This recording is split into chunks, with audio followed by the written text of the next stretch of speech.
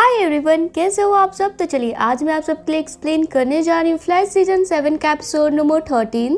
तो पिछले एपिसोड में हमने देखा था सिस्को सेंट्रल सिटी और स्टार लैब दोनों को हमेशा के लिए छोड़कर जा चुका था। वहीं सेसिल की बिहेवियर थोड़ी वियर्ड सी देखी थी हमने लास्ट वीडियो में, जिसके चेहरे पर की गोल्ड मास्क लगा हुआ था। तो चलिए फ्रेंड्स, इसी के साथ स्टार्ट करते हैं अपनी आज की एक्सप्लेनेशन एपिसोड नंबर 13 के साथ, जिसकी शुरुआत जॉय और सेसिल के डेली रूटीन के साथ होती है, जहां पर जॉय सेसिल को बता रहा होता है कि इसने सीसीपीडी तो छोड़ दी, पर इसे क्रिस्टिन के इरादे अभी भी नेक नहीं लग रहे, इसलिए जॉय जा रहा है क्रिस्टिन के ऊपर नजर रखने। और फिर जॉय यहाँ से चला जाता है, जिसके जाते ही सेसिल के चेहरे पर एक अजीब सी मुस्कुराहट होती है। तब इस सेसिल की आंखों में हम व्यूअर्स को दिखाया जाता है कि असली सेसिल किसी सफेद कमरे में कैद है। वहीं दूसरी तरफ सिस्को के जाते चेस्टर उसके लैब को अपने मन पसंदीदा पेंट से पेंट कर इसका पूरा लुक ही चेंज कर देता है और कैथलीन को अपने ब्लूटूथ वाले स्पीकर से अपना फेवरेट गाना सुनाने लगता है। तभी इसमें शॉर्ट सर्किट हो जाती है, जिससे कि रिपेयर करने के लिए कुछ वायर चाहिए थे, जिसे लेने अब स्टार हाइप में नीचे चेस्टर जाता है।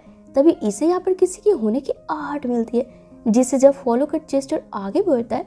दरअसल ये बैरी और आइरिस होते हैं, जो कि अपने बिजी शेड्यूल के कारण यही फैमिली प्लानिंग कर रहे होते हैं, जिन्हें कि इस हालत में देख चेस्टर थोड़ा ऑकवर्ड हो जाता है। अब इनमें से कोई आगे कुछ बोल पाता है, तभी बैरी को सेसिल का मैसेज आता है, जिसे देख बैरी फौरन ही सेसिल से मिलने पहुंच जाता है। तब नकली सेसिल यहाँ पर बैरी को किसी केस के सिलसिले में अपने बातों में उलझा लेती है और फिर अपनी चमकीली आंखों से जादू करती है। तब बैरी का शरीर यही फर्श पर गिर जाता है और इसकी आत्मा सीधे जहाँ असली सेसिल की आत्मा थी वहां पर जाकर कैद हो जाती है। तब ये नकली सेसिल बैरी के शरीर को स्टार लैब लेकर आती है और इन लोग के सामने ऐसा रिएक्ट करती है जैसे बैरी को क्या हुआ है इसे कुछ पता ही नहीं है। तब कैथलीन बैरी की चेक कर बोलती है ये तो कोमा में जा चुका है, पर इसकी मेंटल सिग्नल वेव में एक्टिविटी दिख रही है।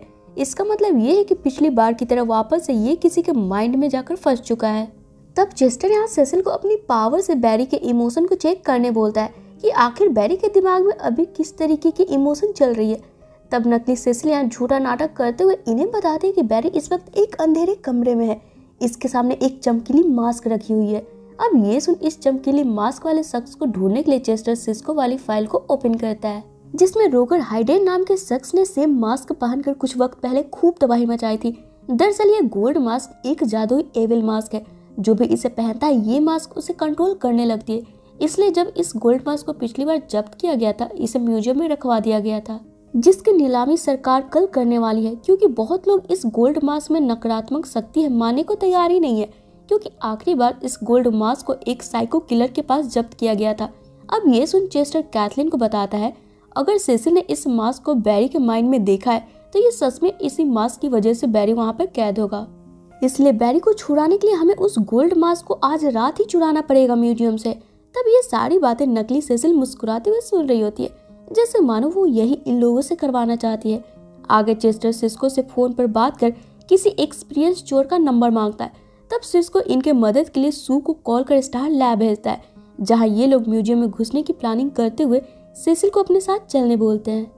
जिस पर पहले तो ये नकली सेसिल झूठा बहाना बनाने लगती है, जैसे कि इसे मास्क चुराने में कोई दिलचस्पी ही नहीं है, पर मन ही मन खुश होते हुए अब ये इनके साथ आने को तैयार हो जाती है। जिसके बाद ये लोग म्यूजियम के लिए निकल पड़ते हैं, जहां पर स्टार लैब वैन में बाहर से चेस्टर और आइरिस अंदर की सिक्योरिटी सिस्टम के बारे में सू को अपडेट कर रहे होते हैं।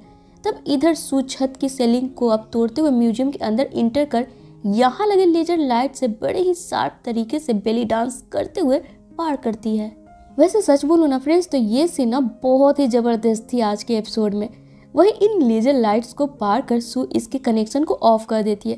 तब पीछे से अब नकली सेसिल आती है, जिसका काम था यहाँ मौजूद गार्ड के माइंड को मैनिपुलेट कर यहाँ से भगा देना, ताकि सू और सेसिल आसानी से गोल्ड मास्क को यहाँ से ले जा सके। अब इधर नकली सेसिल जब गार्ड पर जादू कर रही होती है, उधर स्टार लैब से कैथलीन बैरी की करंट माइंड वेव चेक कर चेस्टर और आइरिस को बताती है कि बैरी जहाँ भी फंसा है ना, उसके साथ एक और शख्स की भी माइंड सिग्नल मिल रही है। अब ये सुन आइरिस को सोचने लगती है कि वो आखिर कौन हो सकता है। तभी आइरिस को कल से सेसिल के अजीब बिहेवियर का याद आता है। तब आइरिस फटाफट सू को नकली सेसिल से दूर हटने बोलती है। तब सू जब तक आइरिस की पूरी बात समझ पाती, इधर नकली सेसिल गोल्ड मास्क को उठाकर पहन लेती है, जिसके पीछे की कुछ पुराने भाषा में लिखा हुआ होता है और ये अक्षर चमक रही होती है। अब जैसे ही नकली सेसिल ये मास्क पहनती है, इसमें अलग किस्म की पावर आ जाती है, जिसे देख सू अपना बंदूक इसके ऊपर तान देती है। तब नकली सेसिल सू के बंदूक से इसी की तरफ मोड़ कर इसे शूट कर बेहोश कर यहाँ से भाग निकलती है। तब चेस्टर और आइरिस सू को स्टार लैब लेकर आते हैं, जिसके कुछ देर बाद अब सू पहले से बेहतर होती है। तब चेस्टर यहाँ हुए सारी मुसीबत का जिम्मेदार खुद को मानने लगता है, ये सोचकर कि चेस्टर को इन चीजों को इतने हल्के में नहीं लेना चाहिए था। इसने एक मॉन्स्टर को आजाद कर दिया। अब पता नहीं है गोल्ड मास्क सेसिल के सहारे कितनी तबाही मचाने वाली है। और तो और बैरी को आजाद करने का इन्हें अभी भी कोई रास्ता नहीं मिला है। अब इन बातों से परेशान चेस्टर अपने लैब में होता है और कोई गैजेट बना रहा होता है। तभी इसे एक चीज की जरूरत पड़ती है, जिसे लाने चेस्टर अपने गैरेज में जाने लगता है। तब आइरिस इससे बोलती है, ये भी तो तुम्हारा ही लैब है ना? जवाब में चेस्टर बोलता है, ये सिस्को का लैब है। यहाँ की हर चीज पर अभी भी सिस्को का ही हक है। मैं स्टार लैब सिस्को को रिप्लेस करने नहीं बल्कि उसके साथ काम करने आया था। काश वो इस वक्त यहाँ होता तो चीजें इतनी मिसी बिल्कुल भी नहीं होती। जिस पर अब आइरिस चेस्टर को समझाती है, कोई भी शख्स महान ओवरनाइट नहीं बन जाता, सबको वक्त लगता है। खुद को वक्त दो, यूं परेशान होने की जगह। आगे ये दोनों नकली सेसिल कहाँ गई होंगी सोचने लगते हैं। तब चेस्टर इस गोल्ड मास्क की हिस्ट्री को पता कर आइरिस को बताता है। गोल्ड मास्क का काम है पहले खुद के लिए होस्ट चुनना और एक शरीर से दूसरे शरीर को पकड़ना। जब ये पहले होस्ट को वे पूरी तरीके से पागल कर देता है। अब चूंकि सेसिल के पास इम्पैथ वाली एबिलिटी है, इस गोल्ड मास्क ने उसे चुना है अपने होस्ट के लिए, ताकि उसे बार बार अपना होस्ट ना बदलना पड़े। और खुद को सेसिल के साथ हमेशा के लिए जोड़ने के लिए पक्का नकली सेसिल डिबो के चेयर का इस्तेमाल करेगी। अब इधर ये लोग ये डिस्कस कर रहे होते हैं तो दूसरी तरफ नकली सेसिल डिबो के चेयर को ढूंढ भी निकालती है।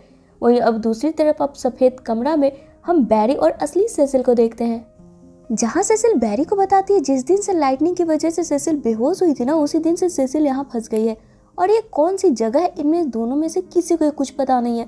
तब बैरी ऐसा फील करता है इस जगह पर इसकी पावर ही काम नहीं कर रही है। तब बैरी समझ जाता है जैसे पिछली बार बैरी ग्रूट की माइंड स्केप में फंसा था, अभी भी शायद किसी की माइंड में ही है, पर किसकी ये अभी इन्हें पता नहीं चल पाया है। तभी यहाँ पर गेट खुलती है जहाँ बैरी सेसिल का हाथ पकड़े बाहर निकलता है। तो ये कोई हॉस्पिटल की तरह जगह थी। वही हम सेसिल को देखते हैं जो कि इस जगह को देखकर ऐसे डर रही होती है जैसे कि उसे पता है कि वो इस वक्त किसके माइंड में है। आगे इन्हें यहाँ से निकलने का पोर्टल दिखता है, जिसके नजदीक जब बैरी जाने लगता है पोर्टल अचानक से गायब हो जाती है और पीछे की तरफ मुड़कर एक लड़की वहीं पर बैठकर रो रही होती है, जिसे जब बैरी आवाज लगाता है वो सेसिल ही होती है, जिसकी आंखें पीली होती है और वो बैरी को बेहोश कर चली जाती है। और जब यहाँ पर बैरी को होश आता है, असली सेसिल अब रोते हुए बोलना शुरू करती है। दरअसल ये जगह संत कारमाइन्स साइकेट्रिक हॉस्पिटल है, जहाँ कुछ साल पहले सेसिल एडमिट थी। दरअसल सेसिल जब अपने लॉ स्कूल के फर्स्ट ईयर में थी, इसने डीए ऑफिस में एज अ इंटर्न ज्वाइन करी थी। सब अच्छा चल रहा था। तब एक दिन सेसिल को हॉस्पिटल से कॉल आया कि इसकी मॉम एडमिट है, उन्हें कैंसर हुआ है। और जब सेसिल अपने मॉम से मिली, उन्होंने सेसिल के सामने ऐसा रिएक्ट किया जैसे वो बिल्कुल ठीक है, शाम तक घर चली जाएंगे, सेसिल को अपने जॉब पर फोकस करना चाहिए। जिसे सुन सेसिल वापस अपने कॉलेज हॉस्टल लौट आती है, जिसके 2 दिन बाद इसे हॉस्पिटल से इसकी मॉम के मरने की खबर आई। अब इस बात ने सेसिल को इस कदर अंदर से तोड़ दिया कि ये डिप्रेशन में चली गई। और उस वक्त सेसिल की हालत इतनी बुरी हो गई थी कि उसे इस हॉस्पिटल में अपना इलाज करवाना पड़ा। और कुछ देर पहले हमने जिस सेसिल को देखा वो उसी वक्त की सेसिल है जब वो यहाँ पर एडमिट थी। वो वक्त सेसिल के लिए इतना मुश्किल था कि वो उस चीज से आज तक रिकवर नहीं हो पाई है। अब ये सुन बैरी समझ जाता है कि ये माइंड स्केप और किसी का नहीं बल्कि खुद सेसिल का है और कोई सेसिल की इसकी यादों में दबाकर इसकी बॉडी पर फुल कंट्रोल पाना चाहता है। इसलिए सेसिल को अपने डर का सामना करना ही पड़ेगा। अब यहाँ पर बैरी की बातों को सुन सेसिल को जैसे ही खुद के अंदर थोड़ा कॉन्फिडेंट आता है, इधर बैरी की भी पावर लौटने लगती है, जिसके बाद हिम्मत करके सेसिल वापस से बैरी के साथ बाहर निकलती है, जहाँ ये साइको सेसिल इसके सामने आकर खड़ी हो जाती है और सेसिल पर अटैक करने की कोशिश करती है। तभी यहाँ पर बैरी बीच में आ जाता है और फिर घायल होकर वहीं पर गिर जाता है। तब साइको सेसिल असली सेसिल को ऊपर हवा में टांग कर टॉर्चर करने लगती है। तब इधर बाहर अब चूंकि माइंड एस्केप में बैरी घायल हो चुका था, इधर असली दुनिया में भी इसकी कंडीशन बिगड़ते जा रही थी। तब बैरी और सेसिल को बचाने के लिए आइरिस और चेस्टर प्लान बनाते हैं, जहाँ बेसमेंट में जाकर आइरिस सामने से नकली सेसिल का ध्यान अपनी ओर डाइवर्ट करती है, जो कि इस वक्त डिवो के चेयर पर बैठकर अपना माइंड कनेक्शन वाली काम में शुरू हो चुकी थी। तभी पीछे से चेस्टर आता है और एक बड़े तलवार से डिवो के चेयर के वायर को ही काट देता है, जिस पर ये नकली सेसिल कोई रिएक्ट कर पाती। उधर असली सेसिल इस साइको सेसिल का सामना करने लगती है और जैसे जैसे असली सेसिल अपने डर का सामना करने लगती है, यहाँ से बाहर निकलने की पोर्टल भी खुल जाती है और साइको सेसिल भी गायब हो जाती है, जिसके बाद फटाफट ये दोनों यहाँ से बाहर निकल आते हैं। जिसके बाद अब सेसिल फटाफट इस गोल्ड मास्क को खुद से दूर कर देती है, जिससे कि फ्लैश टीम अब सबकी सुरक्षा के खातिर आर्गस भिजवाने की डिसीजन लेते हैं। तो अब एपिसोड के आखिर में सेसिल जॉय के पास आकर इससे माफी मांगते हुए अपने डार्क पास्ट की सारी सच्चाई बता देती है। तब जॉय इससे बिना कोई सवाल किए आगे से बात छुपाने की जगह शेयर करने बोलता है और साथ ही यहाँ जॉय सेसिल को बताता है कि जॉय ने क्रिस्टिन से जुड़ी कई सबूतें इकट्ठा किए हैं और जॉय को ऐसा डाउट है कि कहीं क्रिस्टिन इनके दुश्मनों से मिली हुई है। और इसी के साथ ये एपिसोड यहीं पे खत्म हो जाती है। तो फ्रेंड्स, ये थी मेरी आज की वीडियो। अगर आपको पसंद आई हो ना तो वीडियो को लाइक और शेयर करना बिल्कुल ना भूलें। साथ ही अगर आप मेरे चैनल पर न्यू हो तो इसे ऑल बेल नोटिफिकेशन के साथ सब्सक्राइब भी जरूर कर ले, ताकि मैं जब भी नेक्स्ट वीडियो डालूँ ना आपको उसका नोटिफिकेशन मिल जाए और मुझे आप सबका सपोर्ट। तो चलिए फिर मिलते हैं अपने नेक्स्ट वीडियो में। Till then take care and bye bye.